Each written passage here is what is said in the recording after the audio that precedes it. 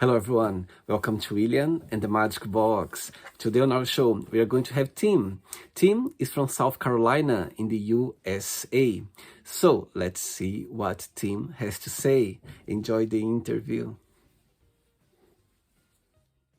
Hello. Hello, how are you? Hello, Tim. I'm very well. How are you doing today? I'm doing wonderfully. Thank you for asking. So tell me, how is your day going so far? It's going well. I'm at work, so you know how that is.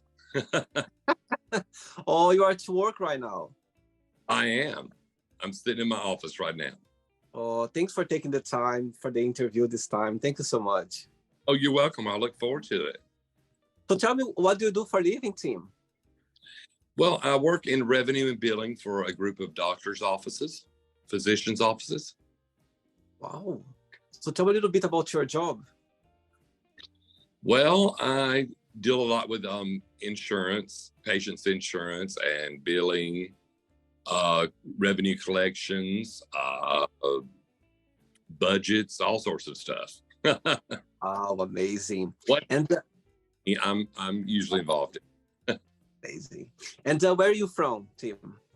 I'm from a very small town in South Carolina called Walhalla, South Carolina, but I live in Anderson, South Carolina now. I see. So it's two different cities. Yeah, about 30 miles apart. I see. And what do you like the most about living in Anderson? Tell me something interesting about the city. You know, I love Anderson because it is so full of art. It's so full of music and culture and art and sculptures and theater. And it's so rich in all those wonderful things. And that makes me just really excited to be able to be part of that stuff and to be able to see things that you wouldn't see unless you went to the closest metropolitan city, which would be Atlanta, Georgia. So, you know, in Anderson, we get to see things that might be playing at the Fox Theater in Atlanta. I see. And why did change from your hometown to Anderson? Is it because of work or it just happened? Well, it just happened. My hometown is very small and everybody knows everybody. And Anderson is a healing place to me because there's more places to shop and more places to eat and lots of culture. And my hometown is it's a good hometown, and it was good to be from a small town. But it doesn't offer very much as far as, you know, places to eat and go shopping. So amazing. Tim, before we start our journey, Will in the Magic Box, would you like to tell me something interesting about yourself? Something I think is very interesting. I was adopted when I was 6 weeks old, and I was adopted to a family that already had 5 children. So I am the youngest of 6 children. That's very interesting for sure. Yeah, older. So when they adopted me, so it's kind of worked out for the best. So you were 6 years old when you being adopted? I was 6 months old. Oh, 6 months old. Oh, wow. I thought you said 6 years. Wow. And do you have contact with your biological family or not? Just your... I don't. Okay, cool. Tim, are you ready to go on a beautiful journey for your memories in life and to share your point of views? Absolutely. Let's do it. Amazing. Welcome to William and the Magic Box. So this is my best friend, okay?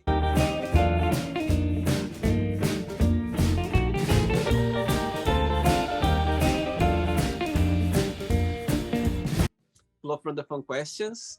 I'm just going to play a song now just for us to relax a bit before the first question, okay? Okay. Okay. Let's do it.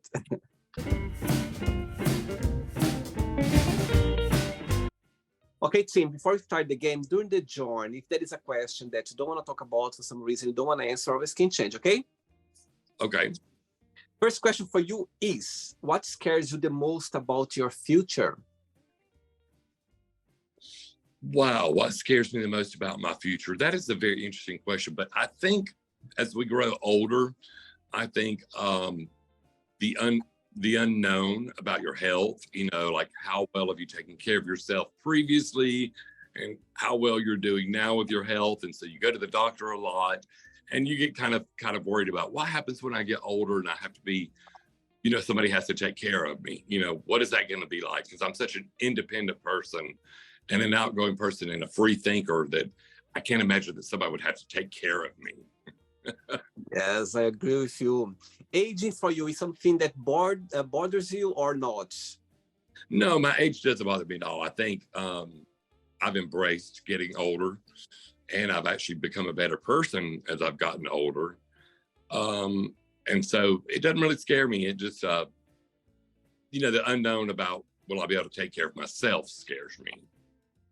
I think aging is a beautiful thing. I think for us being, you know what I mean, getting older is a sign of for us that we are living a life. You are enjoying a life. You are, you know, I think it's beautiful. I think aging, as you said, of course, there are some worries behind because, you know, health or something. But, you know, when you see the person you turned and you see that, you know, the all the knowledge that you got, the wisdom as well, you go like, you know what, it's a good place to be. Absolutely. Absolutely. I agree. Next question, let's do it. Hey, Tim from South Carolina. Next question is, what do you think people need to know about each other before they get married? Oh, wow. Lots of things. I have always had a saying that you never buy a car, that you test drive it.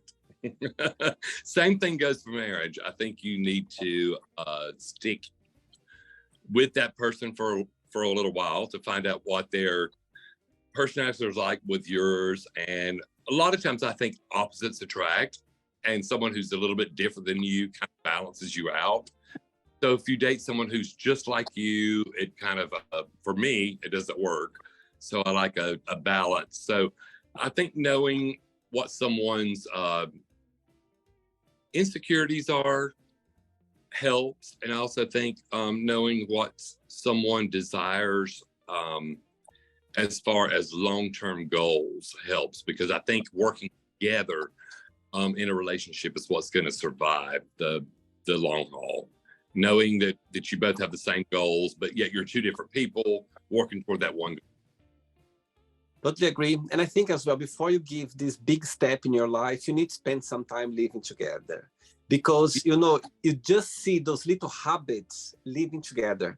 You know, it's the only way, because even though you spend a lot of time together, but living together and see those little habits that you don't see like often, that's when you're going to realize. Oh, very true. Like leaving the cap on toothpaste or leaving a door open or a light on. Yeah. Absolutely. Next one, let's do it. Tim, before the next question, tell me what you like the most about your job, and also the flip side, what is more challenging? I like helping people and helping people find the right health insurance that is for them, and helping them navigate that insurance so they understand. The most challenging part of that is getting people to understand. Insurance is complicated and it's very difficult. And sometimes you have to explain it in a very simple way that people understand it. So that is a challenge a lot of times, because you're dealing with different ages of people, you're dealing with different economic backgrounds, you're dealing with different ethnic backgrounds. And so you just have to kind of really break it down the way that you think they'll understand. So that's a challenge. I see. All right. Next question is, which person do you talk to the most? I would say my father, probably. My father, I was close with both my mother and my father, but my father always gave me very good advice that at the time I thought was simple, but the older I get, I realized that he was absolutely correct. And he was also easier to talk to about an issue or a problem, because he always seemed to have the right advice to tell you exactly what to do. Whereas my mother was a little more emotional about the situation. Tell me one of the biggest lessons that you've learned from your dad. When you think about your father, tell me something that you go like, you know what? I will always remember that. I think I'll always remember what he said. One of the things he said to me is worry about your own house or you try to clean someone else's. In other words, if you worry about your life and what you're doing in your life, there's no need to worry about anybody else. Worry about you and you only, and don't be nosy and worry what the neighbor's doing or what someone down the street is doing. And if you take care of your own life, then everything will fall in place. Good one. Yeah. Next question. Next question is, what made you laugh last time? What made me laugh last time? So much makes me laugh. Oh my goodness. Oh, wow. I would have to say, I'm also an actor as far as stage acting and mostly musicals. And I saw my great nephew, who was 14. His name is Bryson Loyal, in one of his first musicals at school. And I just laughed because when he sang, I thought it was the most wonderful thing. I thought, oh, wow, that's my family. And he's doing what I did. And he's kind of doing the kind of theater that I did. And I love this. And it just made me laugh. And when I saw him at the end of the play, all I could do was laugh and tell him how proud of him I was and how much he was, how much I admired what he did. And I still smile about it. Oh, so tell me a little bit about your career as an actor. Walk me through a little bit how everything started. Well, I started studying music, vocal performance, with a concentration in opera and musical theater. And then I did that in college, and I got lucky enough to be in tons and tons of shows and do a couple of tours. Worked in some summer stock theater. Got to travel to Europe, and I loved that. And I think I've been in 78 different musical productions, and do it for fun whenever I have a chance. Wow, that's why you have this beautiful, deep voice. Oh, well, thank you. Amazing. Ready for another question? Yes. Let's do it. Next one. Next question is, what is your least favorite chore? I detest mopping. I do like mopping. I think it is the world's, I would rather clean toilets than mop a floor. I think mopping is, you have to get your hands dirty and the water gets dirty. You have to change the water. It's the most disgusting chore. I would rather clean toilets and clean windows and clean dust than ever mop. I can't stand to mop. There's always something that we don't like doing, isn't it? There's always something. It's the dirty water with mopping that gets me, I think. By your face, I can see that you don't like at all. I can see. No. Next one. Before the next question, Tim, tell me something about South Carolina. What, in your opinion, the state of South Carolina stands out comparing with the other states in the US? Is there something special about the states that you could share? Absolutely. I think South Carolina is, our motto is smiling faces, beautiful places. But I have to tell you that's kind of true because on one top side of South Carolina, you get mountain and you get the beautiful Blue Ridge Mountains and you get to see wonderful, beautiful lakes. And then when you get to our coastline, you have wonderful beaches and historic Charleston, South Carolina. And so you get the best of both the worlds, all within a good 5-hour drive. And the people that you encounter along the way are really nice, holding doors for people, speaking to people, saying hello, smiling at people on the streets. And it's really true, smiling faces and beautiful places. So I really believe we have the best of both worlds with the mountains and the oceans. Wow. All right. Next question is, what did you think was the most challenging part of being a kid? Oh, wow. I had a tough time as a kid, to be honest, because I didn't really fit in because I wasn't an athlete and I didn't play sport. Um, and I really didn't feel like I had a place to fit in. So that's how I got involved in music and theater. And once I found out that I was a little bit gifted in music and theater, I found a place where I belonged. And once I found that community of theater kids and music kids, they became my friends and we all kind of helped each other grow. And those are some of the same friends that I have today. Wow.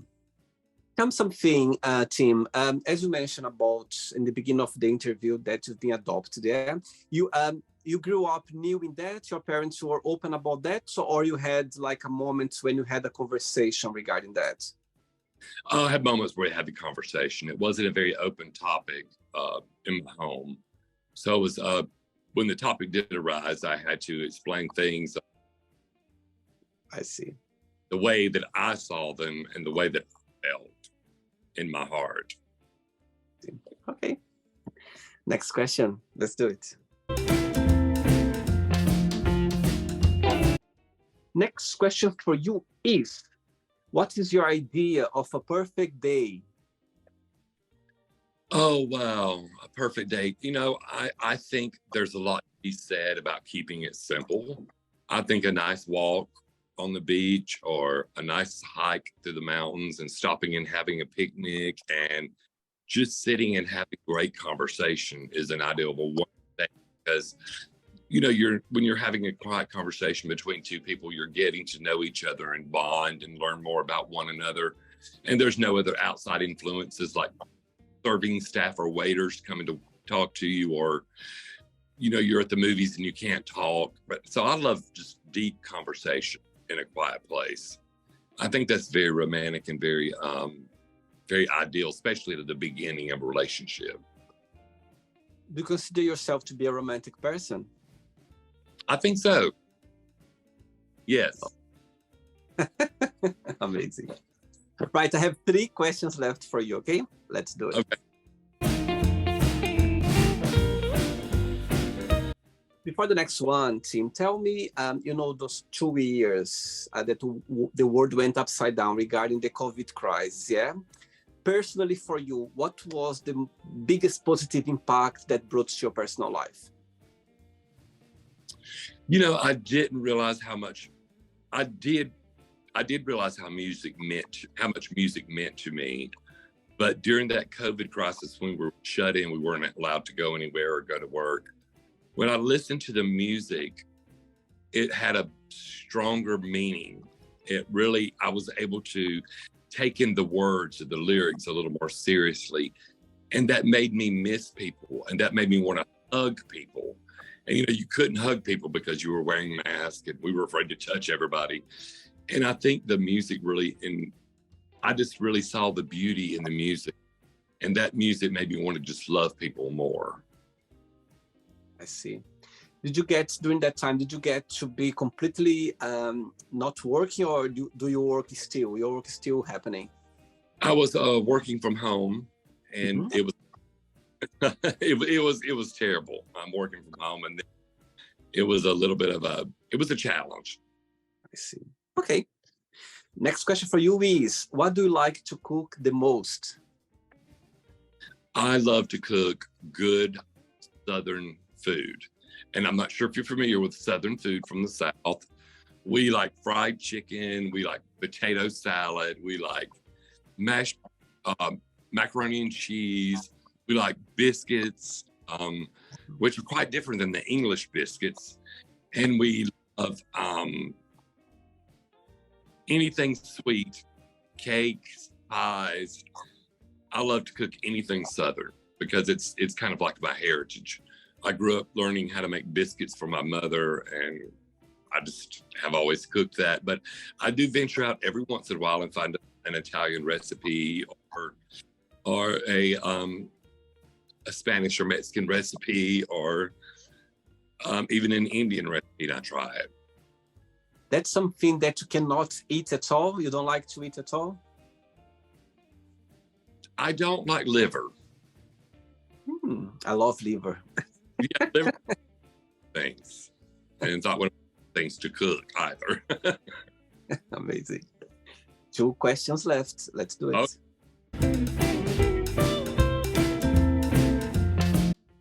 Before the next question, people watching the interview right now, they would like to start a career in musical theater, acting. What would be your best piece of advice?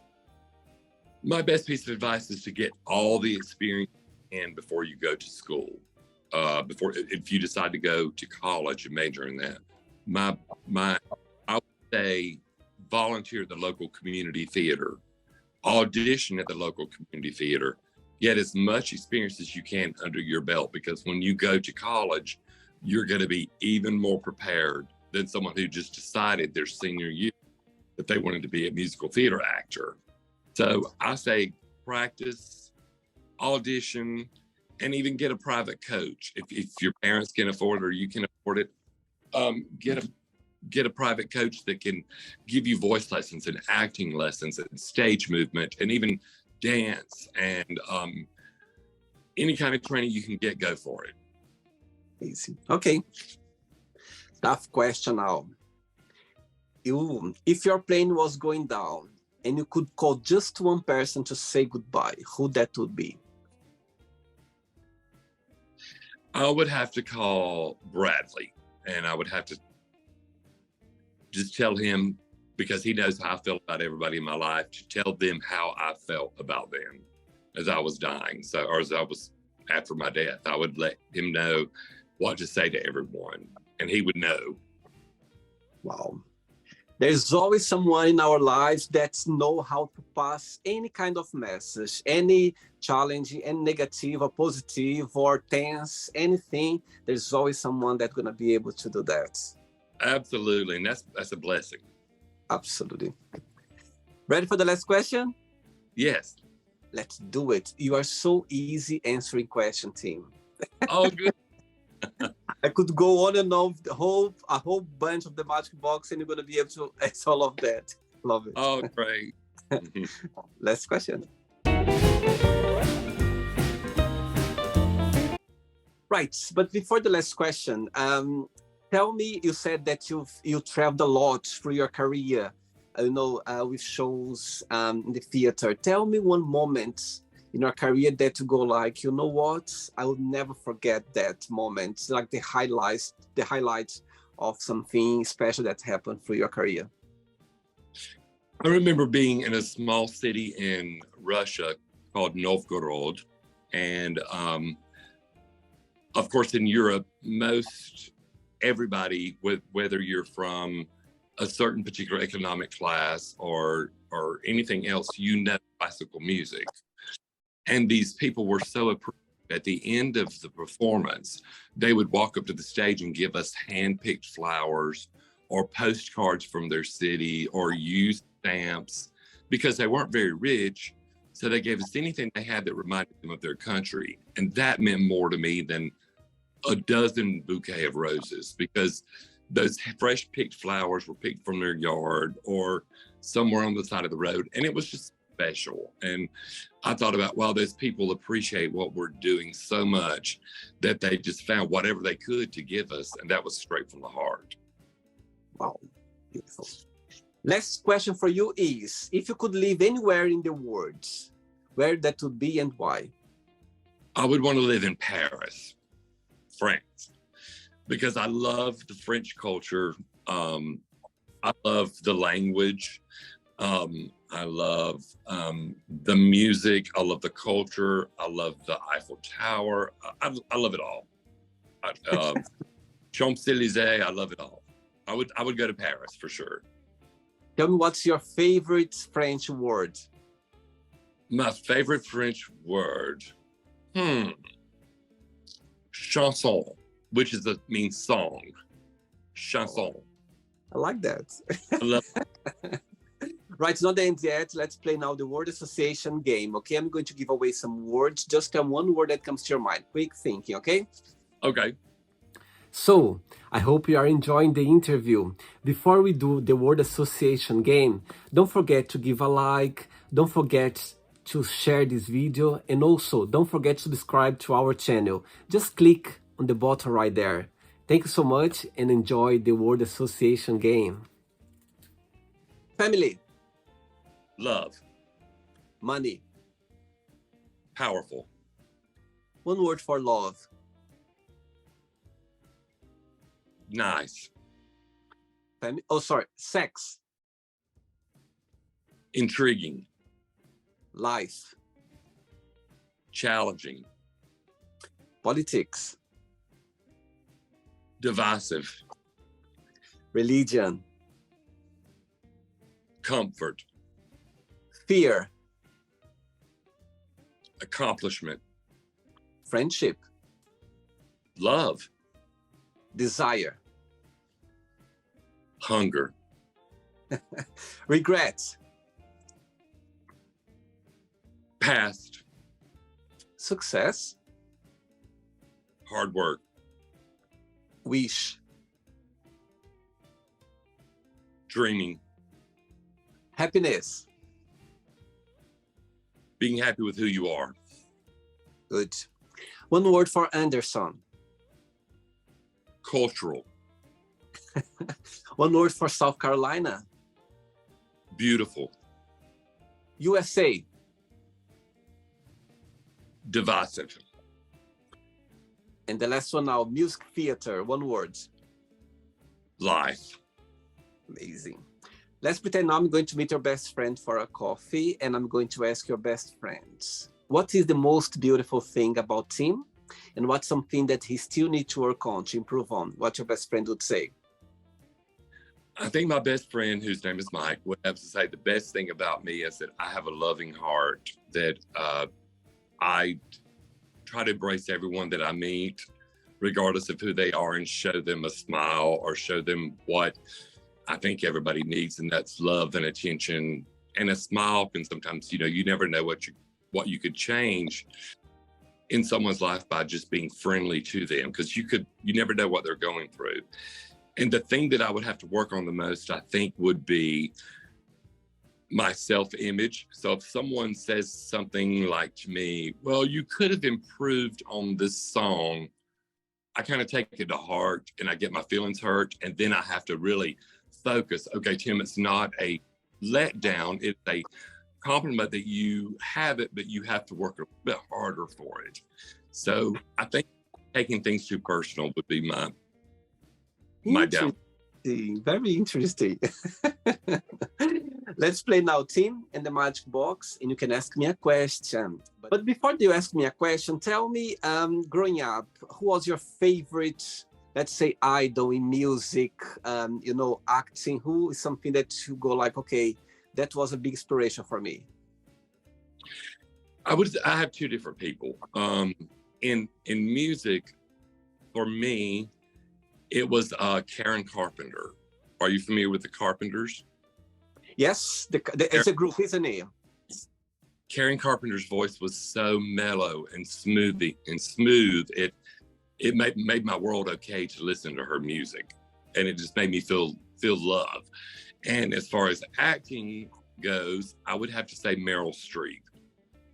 Every Meryl Streep movie, I remember when she was a lot younger.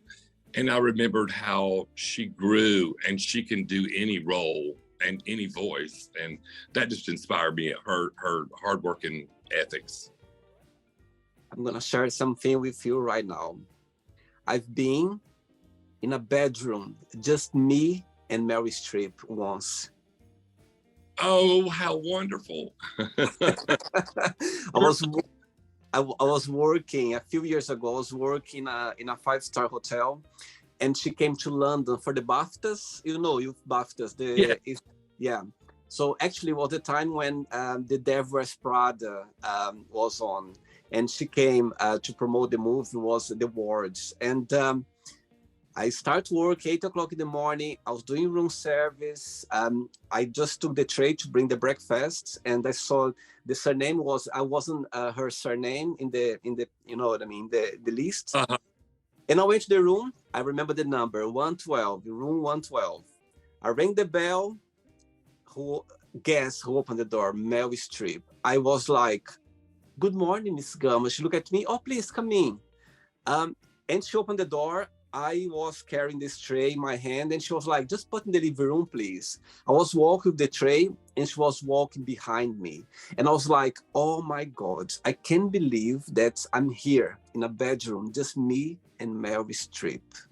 Your luck. That's wonderful. It happened once in your life. Exactly. It was amazing. Anyway, you can ask me a question now, Tim. Out of all the people you've interviewed and had on your show, you don't have to tell me their name, but what was one of the most interesting things that stuck out to you that made you want to maybe get to know the person better or be friends with that person? Wow, good question. Put me this spot now.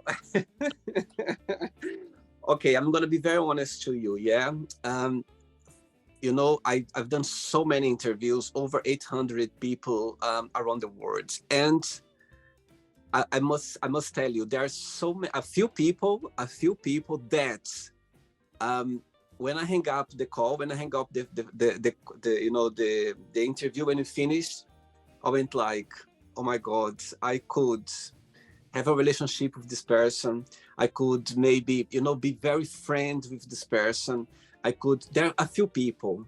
It's difficult to pick just one because there's so many interesting people around the world. And for me, it's not about the look, it's about, what this person can brings to you, what this person, there's so, people, they're so interesting that after 5 minutes conversation, you get so into the person that you go like, oh my God, I wish I could spend more time with this person. I wish I could be friends with this person.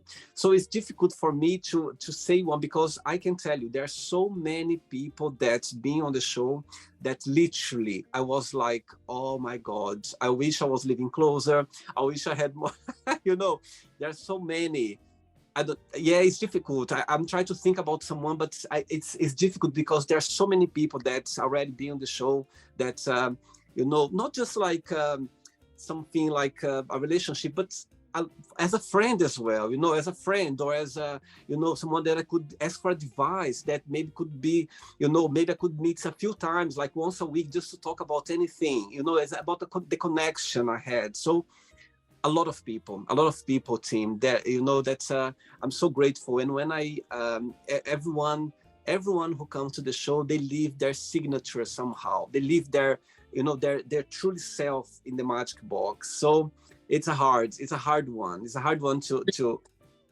And it's great what you're doing, because I think you're going around the world and you're finding so many different people, and the world seems a little bit smaller because people kind of seem very much alike, even though we're different, and it makes the world not seem so huge. And I love watching your interviews because I get to experience someone from a different country, or with a different accent, or with a different ethnicity, and I love that. Oh, it's just fascinating to see so many people around the world expressing the way they are, express their point of views, their experiences in life. And just this is priceless, because you never know, you might be connect with someone the other side of the world. And that's what's fascinating about the magic box, about connecting with people and expressing the way you are without any judgment. That's what I like the most about the magic box. Oh yes, it's definitely a magic box, because it you get all the magic of people. Absolutely. Did you enjoy the interview? I loved it. Thanks so much. Thanks for being kind and sweet, and for being so generous and accepting my invitation for the show. But before you go, Tim, if you can share a positive message, something that you live by. Something I live by is that every day I wake up and I'm thankful for the day that I'm awake that day. But I look in the mirror and sometimes I see someone who looks older than what I remember. I say to myself, you are important. You deserve the best. You deserve good things to happen to you today. And this is your day. And if you do that every day, you will find that it's hard to have a bad day. Just positive affirmations in the morning will make your day so much better. Absolutely. And I read once somewhere saying, smile in the mirror every morning before you leave your home. Believe me, it's going to give a big impact in your life. And it's so true. It's so true. It's very true. Thanks so much regarding to your family, and you keep in touch. It was a pleasure. Okay, Tim. Thank you. Thank you so much. Take care. Bye-bye. Bye-bye. So, did you like the show? Don't forget to give a like, share it, and also don't forget to subscribe to the channel. And if you'd like to be part of the show as well, first, subscribe to our channel, and after that, just go to our website, www.williamandthemagicbox.com, and send us a request saying why would you like to be part of the show. And I see you there. Bye-bye. See you next time.